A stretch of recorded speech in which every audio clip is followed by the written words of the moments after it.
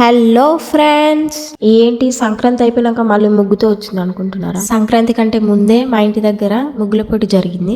అందులో నేను పార్టిసిపేట్ చేసి, మనకు కొంచెం బద్ధకం ఎక్కువ కదా, అందుకే ఇన్ని రోజులు పట్టింది ఎడిట్ చేయడానికి. నాకు మాత్రం ముగ్గులేయడం అంటే చాలా ఇష్టం అబ్బా. ఆ రోజు చెకప్ చేయించుకొని మరీ వచ్చి ముగ్గు వేయడానికి వెళ్ళినా, చేత కాకపోయినా కూడా ఫుల్ కోల్డ్ ఉండే, అసలు నాకు చేత కాకపోయినా కూడా వేయడానికి వెళ్ళినా వేసిన. ప్రైజ్ వస్తే ఏంటి రాకపోతే ఏంటి, నాకు అంతో ఇంతో కాకపోయినా కొంచెమైనా టాలెంట్ ఉంది. ఆ టాలెంట్ ని చూపించుకునే చాయిస్ వచ్చిందంటే ఖచ్చితంగా చూపించుకోవాలి ఎవరైనా. సో నేనైతే చూపించుకున్నా నా టాలెంట్. నాకు ఫస్ట్ ప్రైజ్ రాకపోయినా కూడా ప్రతి ఒక్కరు నా ముగ్గు బాగుందని అయితే చెప్పిన. టాప్ 5 మెంబర్స్ లో నన్ను మాత్రం టాప్ 3గా ఎంచుకొని నా ముగ్గుకి ఒక చిన్న బాక్స్ ప్రైజ్ లాగా ఇచ్చినారు. టాప్ 5 అందరికి అవే బాక్సెస్.